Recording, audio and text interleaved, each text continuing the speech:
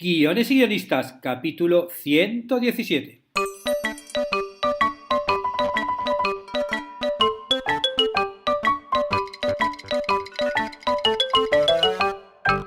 Buenos días a todos, bienvenidos a Guiones y guionistas, el podcast con el que todos podemos aprender a hacer guiones y en el que el guionista es el rey. Cada semana salimos al aire con 2 programas en los que vemos un nuevo elemento, técnica o herramienta para que sepáis más del intrigante mundo de los guionistas y el peligroso arte de los guiones. Hoy vamos a introducir un poco de intriga en Guiones y guionistas porque vamos a hablar de uno de los géneros que funciona mejor tanto en cine como en televisión y que tiene sus propias reglas. Me refiero al thriller o narrativa de suspense. Veremos en qué consiste y cuáles son sus diferentes variantes. Y en la plataforma de cursos de guión que hay en davidestebancubero.com, hoy volvemos con el curso de productividad para guionistas. Vamos a ver uno de los métodos de productividad más famosos, el GTD. Veremos en qué consiste y cómo aplicarlo en nuestro trabajo de guionista. Y el sábado tenemos una clase nueva del curso de narrativa transmedia. Vamos a analizar un caso de estudio, la serie La Zona. Vamos a entrar en su universo y ver cómo se ha expandido a partir de una serie televisiva en múltiples medios y plataformas. Como contaba antes, hoy vamos a hablar del thriller y lo hacemos con la ayuda de un libro muy completo de guión que analiza dicho género con detenimiento. Me refiero a Cómo escribir el guión perfecto. Bueno, esta es la traducción de la edición española. El título original es The Art and Science of Screenwriter, más o menos. Es de Philip Parker. Y bueno, os dejo el link a Amazon por si acaso os gusta el libro y queréis comprarlo, porque la verdad es que merece la pena porque es un libro muy completo que tiene muchos ejemplos prácticos a la hora de escribir guiones y yo la verdad es que a mí me ha sorprendido mucho y os lo recomiendo. Y lo primero que vamos a ver a la hora de hablar de un thriller o narración de suspense es establecer las bases del género. O sea, ¿qué es un thriller? ¿No? Bueno, sí, ya sabemos que es una película o una serie de suspense, pero bueno, vamos a ver cuáles son los puntos principales de este género, que bueno, seguro que según os vaya contando, os van a sonar todos y os va a quedar muchísimo más claro de qué es una película thriller y qué no. El primero es el interrogante. El interrogante activo principal que se centra en un misterio que debe ser resuelto. Ese misterio puede ser un crimen, una desaparición, una conspiración, un secuestro, y lo que hace es establecer una intriga que dura toda la narración y que se resuelve al final de la misma. Normalmente se suele plantear al principio y bueno, claro, resolver este interrogante suele ser el objetivo del protagonista y el mayor interés del espectador, ¿no? El protagonista suele surgir, como decía antes, al principio de la narración, este interrogante, y bueno, pues el protagonista, ya sea porque se vea envuelto en él o porque tenga que investigarlo porque es su trabajo, bueno, ahora veremos las variantes. El caso es que, bueno, se utiliza toda la narración, toda la película o toda la serie en resolver esta duda, esta pregunta, este interrogante. Y el espectador, bueno, va de la mano del protagonista intentando saber qué es lo que ha pasado, ¿no? Intentando resolver ese interrogante. Vamos a un ejemplo. Seven, ¿no? Uno de los grandes thrillers de la historia. ¿El interrogante cuál sería? Pues sencillamente quién está matando a personas salvajemente, ¿no? ¿Quién es este asesino en serio, misterioso, inteligente, sádico, bueno, que va sembrando de cadáveres toda la narración? El segundo elemento es el riesgo. El protagonista o protagonistas principales se enfrentan a la muerte, ya sea la suya propia o la de otros. Y esto es fundamental, ¿no? Es fundamental que haya un riesgo en las películas o series de suspense. Una vez es solamente el protagonista quien puede morir en su investigación, ¿no? Y sobre todo cuando se enfrenta al antagonista, porque claro, el antagonista ya veremos que es una parte importante en este tipo de películas. Pero otras veces hay inocentes, que incluso pueden ser multitudes quienes pueden fallecer. Por ejemplo, en Seven existe el riesgo de las personas que van matando, ¿no? por los pecados capitales, aunque el riesgo que verdaderamente sentimos a lo largo de la película es el del el policía protagonista, ¿no? Que ve Brad Pitt, ¿no? El personaje que hace Brad Pitt, que ve cómo se meten en su intimidad y bueno, ese riesgo, bueno, no sé si alguna vez, si alguien aquí que no lo haya visto, pero claro, al final vemos realmente que ese riesgo era real, ¿no? Con ese giro, ese segundo punto de giro bestial, ¿no? Y ese clímax final, Bueno, pues ahí vemos que ese riesgo que sentía es real. El tercer punto sería un antagonista poderoso. La fuerza o las fuerzas antagónicas tienen que ser en un principio más inteligentes o más fuertes que el protagonista. Esto es un clásico. Cuanto más grande es el antagonista, más tendrá que luchar nuestro protagonista a lo largo de la narración para conseguir batirlos en el clímax final. Y por eso este género ha creado antagonistas míticos que brillan por su inteligencia, por su ingenio, por su fuerza. Y este principio también tiene que ver con el anterior, porque cuanto mayor sea la fortaleza del antagonista, mayor será el riesgo del protagonista. Claro, aquí se ven es alucinante, ¿no?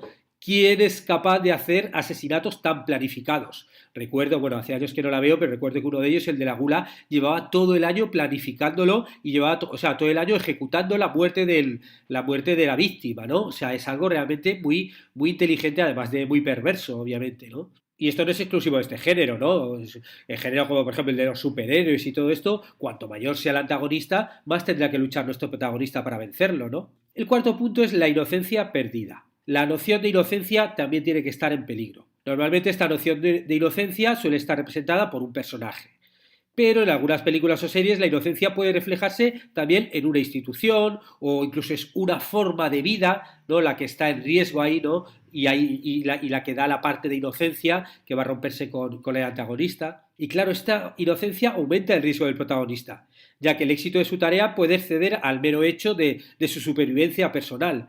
Lo vemos, por ejemplo, en casos de policías o de políticos corruptos, que si no son detenidos pueden hacer mucho daño a la comunidad. Se ve, por ejemplo, bueno, la pérdida de inocencia se ve ya desde el propio matrimonio de Brad Pitt, ¿no? Que va a tener un hijo y que bueno, no cuento el spoiler, pero por ejemplo hay películas donde, como decía, ya no es solamente el riesgo del protagonista, sino también algo más grande, ¿no? Por ejemplo, El único testigo, no sé si recordáis la película de Peter Weir con Harrison Ford, ¿no? El de la granja de los Amis.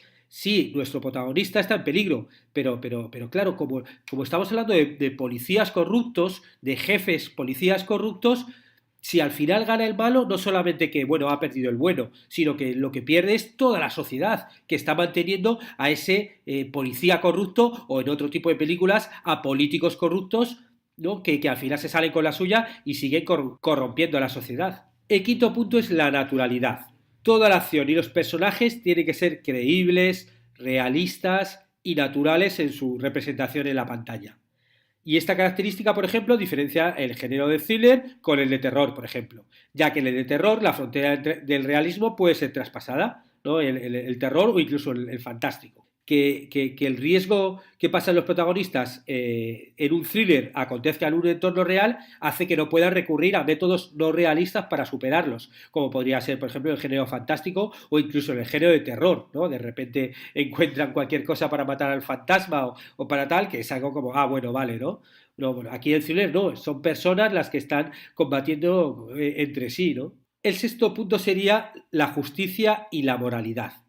Si analizamos temáticamente el género de suspense y thriller, vemos que suelen tratar los temas de la justicia y la moralidad de los individuos. Los antagonistas hacen actos inmorales y los protagonistas tienen que luchar contra ellos para restablecer la justicia, ¿no? Esto es un clásico que lo hemos visto en todos los ejemplos anteriores. Pero bueno, también existe el riesgo de pasar al lado oscuro, ¿no? De que nuestro protagonista también se convierta en inmoral. Vemos, volviendo otra vez al ejemplo de Seven, vemos que el asesino mata a pecadores, ¿no? Entonces la moralidad de que se merecen la muerte o no, que bueno, obviamente la película queda claro el punto de vista, pero en el giro final, el bueno, el protagonista, de repente hace un acto inmoral y hace un acto ilegal. Que aunque sea justo o pueda parecernos justos y entenderlo, entender al personaje que lo haga, obviamente es inmoral y no es ético, ¿no? El sexto punto sería el punto de vista. La construcción narrativa está dominada por el punto de vista del protagonista. Unas veces es un inocente que se ve envuelto en una trama que no buscaba y que bueno, pues tiene que ir solucionando poco a poco a lo largo de la narración. Y otras veces es un profesional que se enfrenta a un riesgo ejerciendo su profesión. Pero bueno, el caso es que casi siempre la historia gira en torno al punto de vista del protagonista. Y el octavo y último punto es la búsqueda. La historia principal es bien una búsqueda o bueno, también hay veces que se trata de un personaje inescrutable. Desde que surge el interrogante con el misterio que debe ser resuelto, el protagonista comienza una búsqueda a lo largo de la narración que se culmina cuando ese interrogante es resuelto. Otras veces vemos protagonistas cuyas intenciones no tenemos claras a lo largo del relato, pero que conoceremos cuando llegue el momento de la verdad en el clímax. Y ahora pasamos a los tipos de thrillers o narraciones de suspense, porque bueno, ya hemos visto un poco todas las bases que suelen compartir todos los thrillers. Pero todos estos thrillers tienen elementos secundarios que realmente son pequeños matices que hacen que existan diferentes tipos de películas de suspense. Vamos a ver un poco los que describe Philip Parker en su libro. El primero de ellos es el thriller de relaciones, que tiene diferentes elementos. A. La historia principal trata sobre las vidas de dos o más personajes. En el thriller de relaciones no es que haya un protagonista que vaya resolviendo cosas, no. Estamos hablando de dos, muchas veces hay triángulos amorosos ahí y bueno, como que está todo tan relacionado que aunque sí que haya uno que sea más protagonista, pero bueno, la historia principal, la trama principal va sobre ellos. El segundo punto es, los personajes principales son gente corriente que en su vida no se ha enfrentado a la amenaza de muerte ni a los típicos peligros del género. No estamos aquí hablando de detectives, ni de policías, ni nada, sino realmente gente normal que se ve envuelta en este thriller y que, bueno, este thriller tortuoso y que, bueno, tenemos que ver un poco toda la narración para ver cómo lo resuelven, ¿no? Que incluso ellos hacen cosas ilegales, sus parejas, la gente a su alrededor, bueno, los dos o tres personajes que están ahí metidos en la trama suelen hacer algo inmoral, ¿no? Ilegal. El tercer punto sería que la traición es un concepto crucial para la trama, ya sean los antagonistas, ellos mismos, pero bueno, alguien suele traicionar a alguien. El siguiente punto sería la acción se centra en una amenaza que se cierne sobre el protagonista o protagonistas principales. El siguiente punto es la trama se construye desde el punto de vista de uno de los protagonistas, que este suele ser uno de los clásicos que ya os contaba antes, ¿no? Aunque la trama vaya de dos o tres personajes, siempre, bueno, lo vemos todo a partir del punto de vista de uno de los protagonistas. Y por último, hay un escaso número de víctimas que mueren de forma individual y aislada. No estamos hablando aquí de Seven como iba antes, donde hay muchos muertos. No, aquí de repente suele ser, en los muertos suele ser, bueno, pues o el protagonista o el antagonista, o si hay un triángulo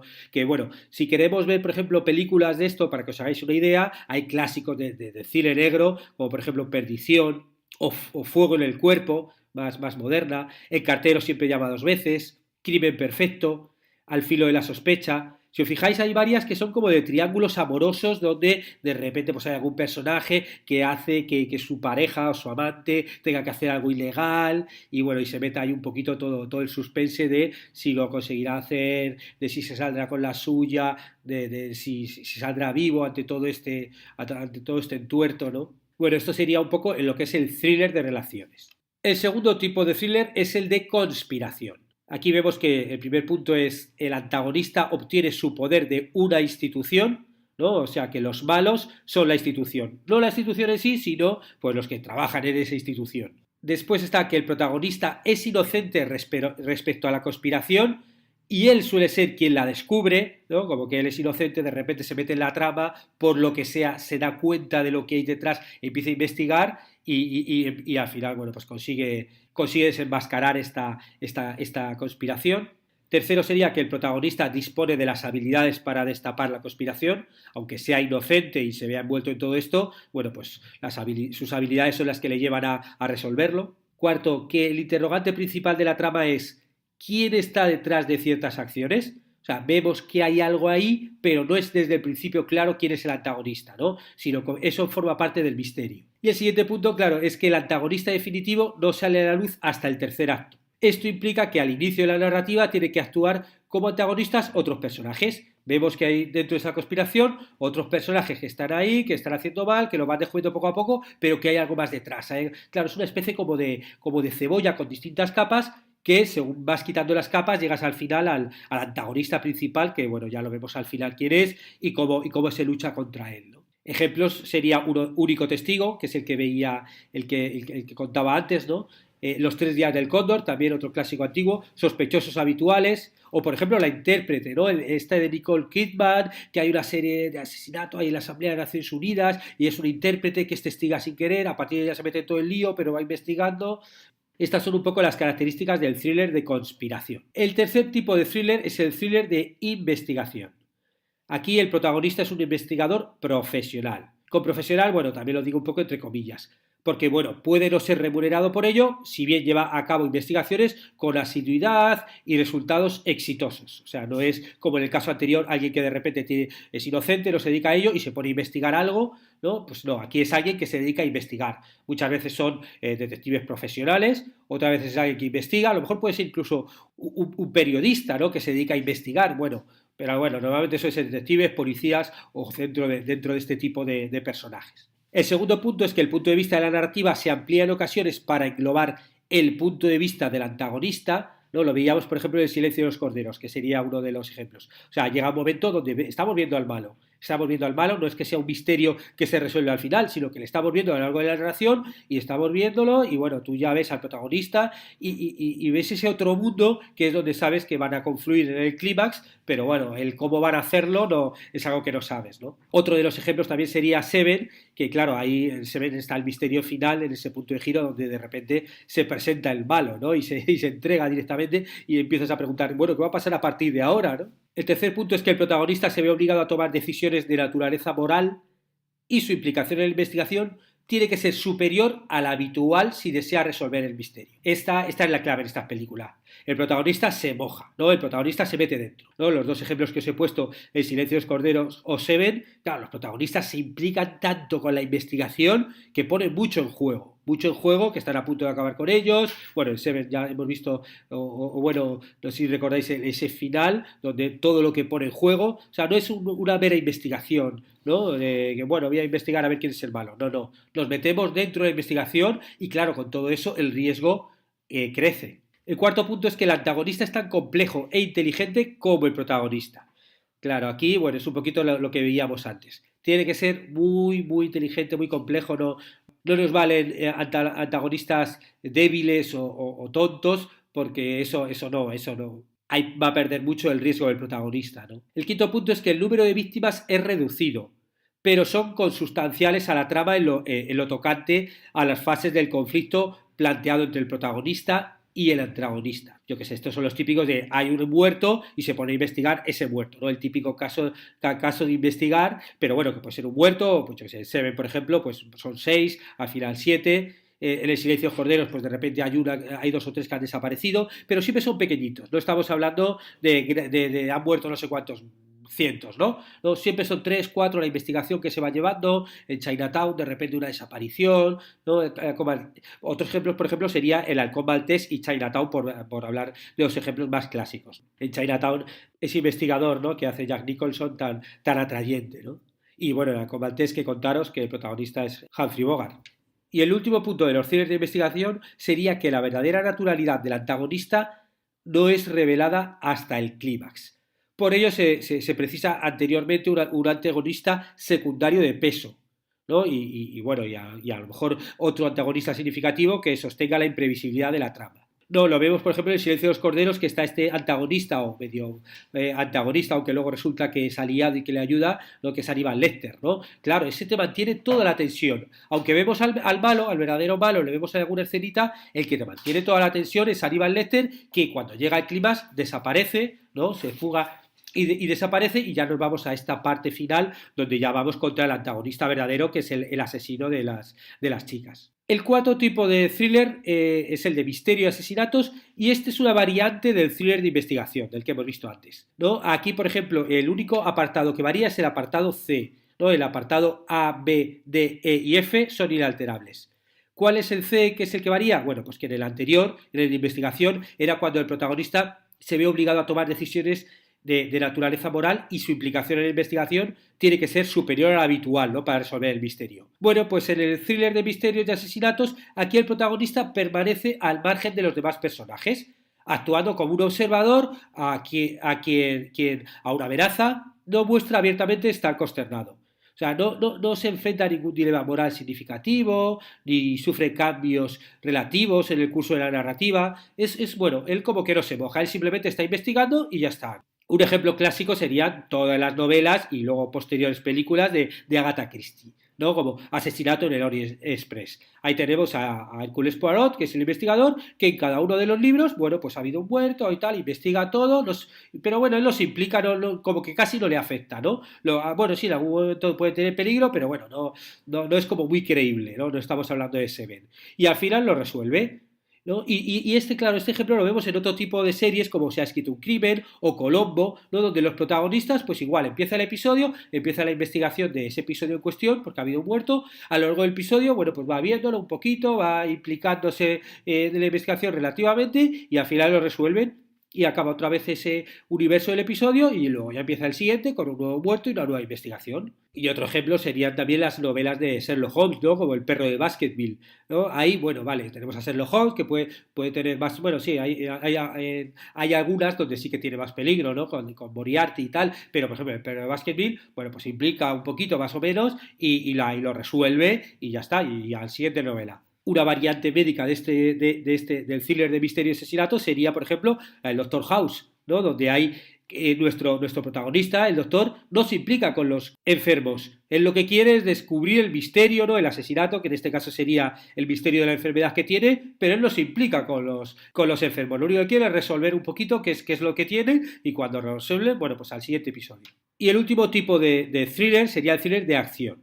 Aquí el protagonista es una víctima de las acciones del antagonista. O sea, no es que esté investigando a alguien que está muerto, no, la víctima es él, ¿no? Es a él o a alguien cercano suyo el que está sufriendo al antagonista. El segundo punto sería que el punto de vista de la narrativa se amplía hasta convertirse en un punto de vista omnipotente, ¿no? Es la típica donde no solamente vemos el punto de vista del antagonista, vemos el punto de vista del protagonista, y veces que también está periodistas implicados que están narrando toda la historia. O sea, es algo como mucho más grande que una mera investigación de un policía a un asesinato. El tercer punto es que la trama domina en las secuencias de acción, ¿no? Por eso se llama un cine de acción. Claro, y esto nos lleva al siguiente punto, que es que la caracterización de los personajes se reduce por las exigencias de las secuencias de acción.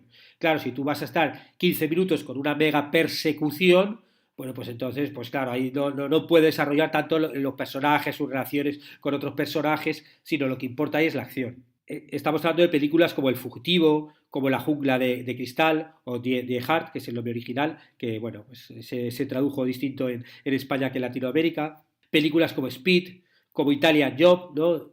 Como El Mañana Nunca Muere, las típicas películas de James Bond. Claro, son películas donde sí hay un misterio, que ha pasado algo que tiene que resolver nuestro protagonista, y hay unos malos a los que tiene que conseguir doblegar, pero las escenas de acción son tan potentes que los personajes se tienen que definir muy rápidamente, ¿no? Con una serie de matices muy claros.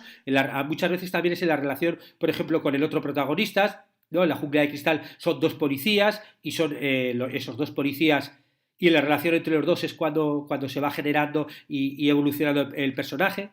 Aquí, obviamente, el protagonista tiene las habilidades específicas para cometer las empresas que le van saliendo al paso. En algunas son policías, hablamos de 007, en otras son como ladrones, pero son como ladrones súper listos. Y claro, según le van surgiendo todas las cosas, las va resolviendo. Y películas como, por ejemplo, El Fugitivo, que él se supone que es inocente y no tiene nada que ver, y claro, él va a tener que utilizar su inteligencia y capacidad de supervivencia para que no le atrapen. Y por último sí que hay un matiz que lo diferencia con los anteriores, que es que las víctimas pueden ser numerosas y circunstanciales con respecto al conflicto dramático principal. Pues yo qué sé, en La Jungla de Cristal pues muere mucha gente por allí, mueren policías, mueren en las películas de 007, de repente no es como antes en las películas de investigación que decíamos, bueno, mueren a lo mejor, pues yo qué sé, 4 o 5 que están la trama de la investigación, pero aquí no, aquí se ponen a disparar y bueno, pues muere mucha gente alrededor, ¿no? Y con eso terminamos el podcast de hoy, en el que hemos visto qué es un thriller, cuáles son las bases que tienen todos los thrillers, y luego después los 5 tipos de thrillers o narraciones de suspense, pues el thriller de relaciones, el de conspiración, el de investigación, el de misterio y asesinatos y el de acción, que bueno, como ya hemos visto, tienen algunos matices entre ellos que los diferencian y que nos da un poquito una visión mucho más amplia de lo que es el género. Y si os ha gustado este podcast, como siempre, os agradecería comentarios y valoraciones en iTunes, iVoox o YouTube, me gustas, 5 estrellas, lo que sea, o que lo compartáis en redes sociales también. Y recordaros que estaremos juntos los martes y jueves con nuevas técnicas, estrategias y análisis para que aprendamos entre todos a ser mejores guionistas. Hasta pronto.